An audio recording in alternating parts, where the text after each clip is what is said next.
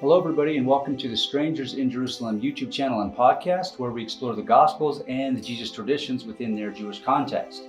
In this video, we will look at Jesus within his messianic worldview of those around him.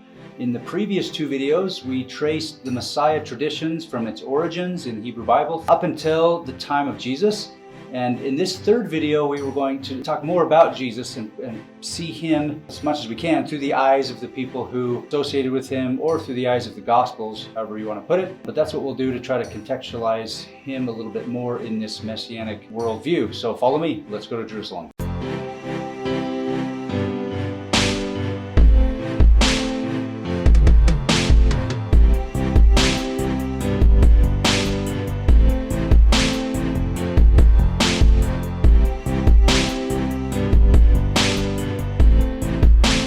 One thing to keep in mind as we discuss these terms, as we have discussed them, and as this discussion moves on, is that Christians today and for centuries have confused the terms Son of Man and Son of God.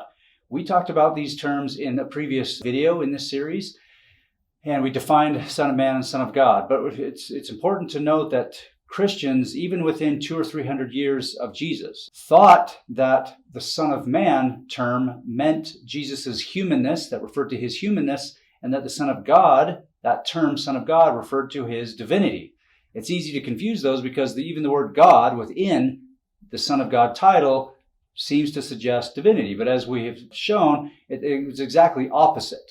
The Son of Man term referred to deity, or someone who was like deity, who had divine qualities, someone who looked like a human being that would come alongside God and come in the clouds. And then that the Son of God is a human term. This is a term referring to the King of Israel, where God calls the King of Israel a son. And the truth shall set you free.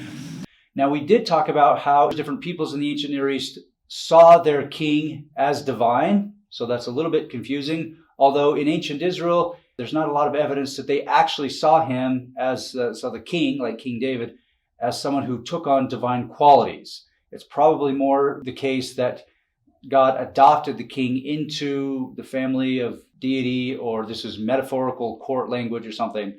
But that's what those two terms meant. And then the church fathers, those people who, the writers and theologians and leaders of the early Christian church, got those confused. The Gospel of Mark actually corrects this, or puts the meaning back into what it was originally meant to be. So, for example, Mark in chapter 1, refers to the Son of God, showing Jesus' human nature.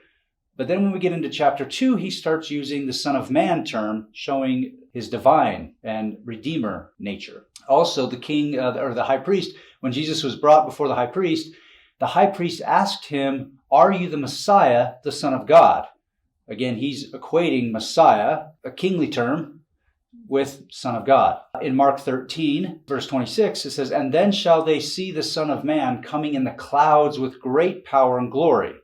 Again, here, it helps us see the original meaning that the Son of Man is associated with power, glory, coming in the clouds like deity. Also, Mark 14, verse 61-62 says, "Again the high priest asked him and said to him, 'Art thou the Christ,' or Messiah, 'the Son of the Blessed?' And Jesus said, 'I am. And ye shall see the Son of Man sitting on the right hand of power and coming in the clouds of heaven.'" So again, this is a term, Son of Man, that's in this context showing more of divine qualities. Okay, so there's that. Now, another question that we need to ask, that I actually deal with my students in the classroom, is, did Jesus refer to himself as the Messiah? Is this a term that he embraced during his ministry? Well, it doesn't appear to be. No. How about no? Now, let me give you this data. One time that he appears to his non-apostles, or encounters somebody who's a non-apostle, is the Samaritan woman at the well. The woman claimed that she was waiting for the Messiah. And when she said that, Jesus replied in John 4:26, he replied, "I am he."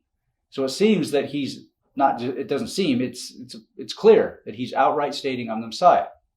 So there's one case where he does. Now, the other case where he encounters a non-disciple is the high priest. And when Jesus was in private communication with him, the high priest asked Jesus if he's the Messiah. Now in Mark, Jesus acknowledges outright that he is the Messiah. This is Mark 14:61. But if we compare Mark with Matthew and Luke of the same episode, in Matthew, Jesus does not respond and say, yes, I'm the Messiah. What he says is, you have said so, in Matthew 26:64. In other words, this language suggests that Jesus is saying, that's the way you're putting it. You are saying this. I didn't say that. You said it. So again, even in Matthew, he's kind of, yes, alluding to I'm the Messiah, but it's a little bit more cryptic. By the time we get to Luke, Jesus does not answer the question. Jesus says in Luke 22:67 and 68, he says, if I tell you, you will not believe. And if I question you, you won't answer. So in other words, he's saying, I'm not going to get in this discussion because you won't have a discussion. You won't believe the answer that I give. And then if I ask you a question, you won't give me an answer back. So you're not willing to have a discussion here about this. So I'm not going to answer it. And so here, even in this episode, it's a little bit vague. Do we take Mark, where Jesus says outright, I'm the Messiah, or do we take Luke, where he won't answer the question? Some other examples. So Nathanael, early in Jesus' ministry, comes to Jesus and he says, Rabbi, are you the Son of God? Are you the King of Israel? Again, he's asking specifically about the Messiah because these two terms are messianic. And Jesus answers, Do you believe because I told you that I saw you under a fig tree? You will see greater things than these. Again, Jesus kind of hedges a little bit. He doesn't just answer the question, yes, I am the Son of God, the King of Israel. Also, near the end of Jesus' ministry, Jesus asks Peter, and he asks all the people who are there, who do people say that I am? What's the rumors about me? What are people saying? And then they answer. And then Jesus says, who do you say that I am? Who do you think I am? And Peter says, you are the Messiah. Now, Jesus seems to affirm that that's true, but right after that, it says he strictly warned them not to tell anyone. So even if we take this passage as evidence that Jesus embraces his messianic role, or he's outright stating, yes, I'm the Messiah, even then he doesn't want to tell anybody. So even in these few cases in the Gospels where he acknowledges that he is the Messiah, he's either alone with a Samaritan woman or alone with the high priest, or tells his apostles not to tell anybody. Scholars refer to this as the messianic secret. Not only does he not want people to tell them that he's the Messiah or that he's not willing to state outright, but he also tells people not to go around and tell them that they were healed by Jesus. Whenever he does one of these healings or says certain things, he says, be quiet, don't tell anybody that I did this. The problem is the apostles do tell people, and it says his fame spread quickly.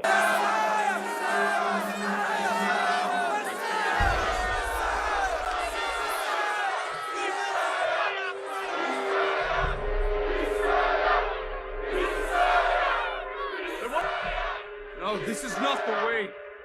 Not by force.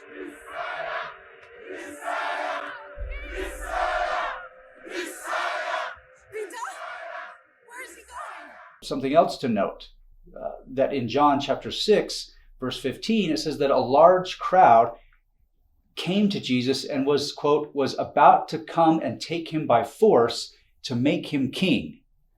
And then it says that Jesus immediately fled into the mountains by himself. He didn't want any part of that. So the question is, why did Jesus not want to be associated, or was hesitant to be associated with the term Messiah? Well, obviously, as we've shown in previous episodes, this word had taken on a lot of baggage from previous centuries, and it's possible that Jesus, not necessarily rejecting the idea that he is the Messiah, but he's uncomfortable with that term. In fact, the most commonly used term describing Jesus, even by Jesus himself, in terms, at least how the Gospels portray, is the Son of Man. That term is much more popular for Jesus.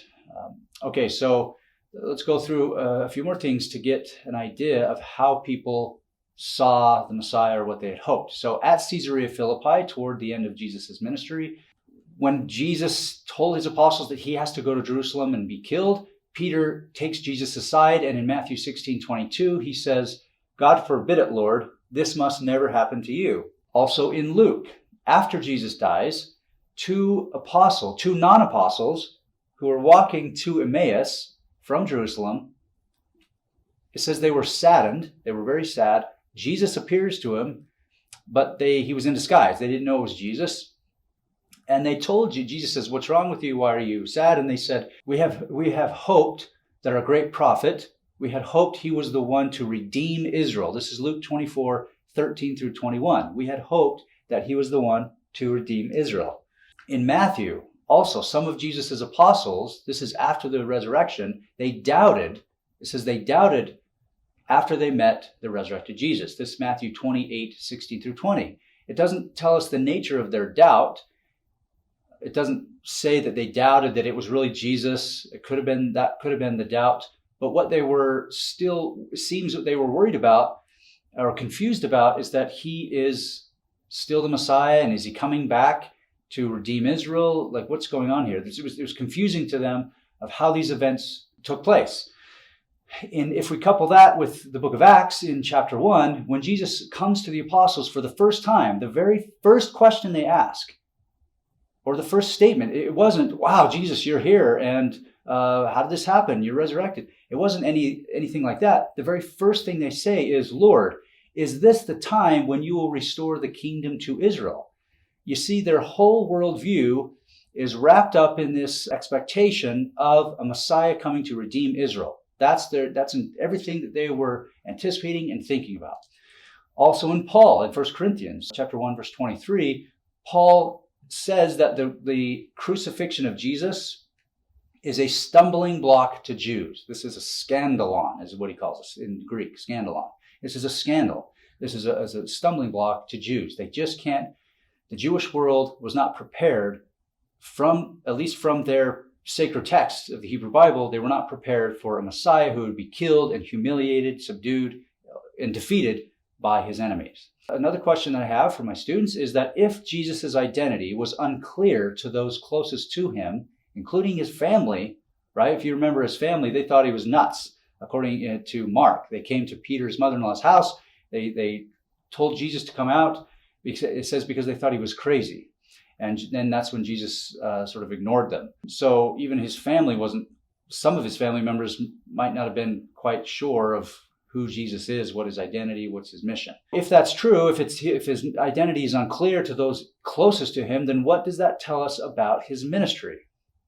Well, what that tells us is that Jesus wasn't clear. He didn't spell it out for everybody. And if he did, they didn't understand it. So we have to keep that in mind. And we have to, when we read the New Testament, we have to realize that there's some vague parts. There's a miscommunication somewhere. And the people around Jesus aren't putting all the pieces together. It's not because they were stupid. It's because Jesus didn't spell it out for them. Okay, so also let's talk a little bit about the last week of Jesus' life. The accounts dealing with the last week and the immediate aftermath of his death are illustrative for understanding messianic expectations, both of the first century broadly and of Jesus' messiahship specifically. When Jesus entered the vicinity of Jerusalem at the end of his ministry, he went first to the Mount of Olives. By the first century, the Mount of Olives was entrenched within Jewish messianic lore. Jesus' first act after arriving on the Mount, according to Matthew, Mark, and Luke, was obtaining a donkey. This was a deliberate act that was meant to highlight Jesus' messiahship. So how do we know this? Well, Matthew 21 quotes Zechariah 9 from the Hebrew Bible, and this is what it says. Tell the daughter of Zion, look, your king is coming to you, humble and mounted on a donkey and on a colt. Okay, so the king is coming, the Messiah, and he's going to be riding on a donkey and a colt. The key word here is king. The notion that the Messiah would come riding on a donkey reflects earlier Israelite precedent. So, for example, according to Genesis 49, verses 10 and 11, the future ruler of the tribe of Judah will bind his foal to the vine and his donkey's colt to the choice vine. Again, we get two different animals, and then Zechariah picks up on this, and then so does the author of Matthew. Israel's kings, David and Solomon, also rode donkeys on the Mount of Olives in relation to their roles as king. You can read about this in 2 Samuel 16, verses 1 and 2. Solomon specifically rode his donkey down the Kidron Valley, which is at the base of the Mount of Olives, where he was anointed king over Israel. This is in 1 Kings chapter 1, 32 through 37. King Solomon's royal procession was accompanied by people who were shouting, "Long live King Solomon." Similarly, Jesus' followers held a procession for him as he rode the donkey from the Mount of Olives to the east gate of Jerusalem. This is in Matthew 21, Mark 11, and Luke 19, also John 12. While this procession was happening, the crowd shouted, "Hosanna! Blessed is the Son of David. Blessed is the King who comes in the name of the Lord." Here, Jesus' followers undoubtedly had messianic expectations in mind, at least according to how the tradition has been preserved in the Gospels. Jesus' procession from the Mount of Olives to the east gate of Jerusalem was deliberate. It was based on passages in Ezekiel and Zechariah. According to these texts, a messianic figure will descend from heaven to the summit on the Mount of Olives and enter Jerusalem. This is specifically Ezekiel 43 and Zechariah 14. So once Jesus entered Jerusalem via the east gate, he cleanses the temple as prescribed in Zechariah 14:21. Jesus' activities are similar to the three-part structure in Zechariah 14, referring to the future divine messianic figure. So in Zechariah, number 1, first stage is the Messiah arrives on the Mount of Olives, comes from heaven, touches down on the Mount of Olives. After that, he pronounces judgment on Israel. And then stage 3, he enters Jerusalem and cleanses the temple. So Zechariah 14, it seems, might have served as a type of guide, like a guidebook, to Jesus' messianic activity on the Mount of Olives.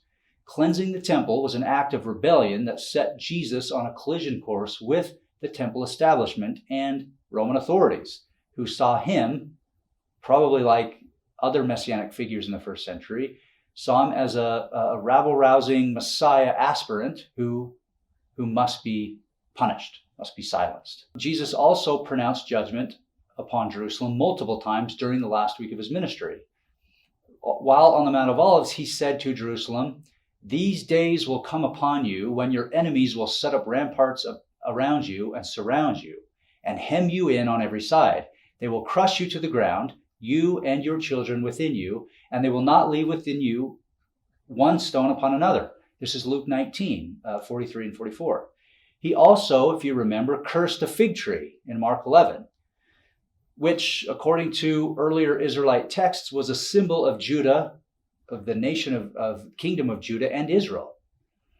So in Micah 7 and Jeremiah 8, they compare Israel and Judah with a fig tree being a symbol. What this tells us is that Jesus' cursing of the fig tree on the Mount of Olives near Beit Fagi, that town, the village, which means, Beit Fagi means house of unripe figs. This was a pronouncement of judgment upon Jerusalem and Israel. A third pronouncement was embedded in Jesus' so-called Olivet discourse, what some people call the Olivet discourse, the discourse on the Mount of Olives. This discourse included prophecies of the temple's destruction. There were wars, famines, persecution, desolation, coming of the Son of Man, and also several parables of judgment. You can read about this in Matthew 24 and 25, Mark 13, and Luke 21. The last pronouncement of judgment was when Jesus was at the temple, in the temple complex, and he dared to prophesy of the temple's destruction in the presence of the temple priests. This is Mark 11, Mark 14, and John chapter 2. So we get some of these, and this is very important to know what Jesus is doing, that this is going to put crosshairs on his back, so to speak, if he's doing these things. Jesus' activities during the few days leading up to his arrests demonstrates that he satisfied several messianic expectations prescribed in Jewish texts in the 2 centuries before Jesus' ministry. He was viewed, most likely by his followers, as the divine figure in Zechariah 14. People worshipped him as he entered Jerusalem. They referred to him as King and Son of David. He pronounced judgment upon Israel. His activities suggested his status of judge and new leader of Israel. Like many of his contemporary messianic figures that we talked about in the last episode, Jesus was arrested, mocked, and punished by the authorities for being a Messiah or King of the Jews. In fact, that phrase, that title, King of the Jews, is probably the first literature, the first thing ever written about Jesus and placed on his plaque and put over the cross, King of the Jews. That's the crime. Romans would put the crime so that people walking by and seeing these crucified thieves or criminals, they would see the crime above the cross of thief or, in this case, King of the Jews. That's the crime. That's all for this series in this video. Check out the other videos in this YouTube channel. Also check out the recent book that I published called A Stranger in Jerusalem, Seeing Jesus as a Jew. Also check with the podcast, the Strangers in Jerusalem podcast, and you'll get other details both in the book and in the podcast and in the other videos, more details in depth about Jesus as a Jew.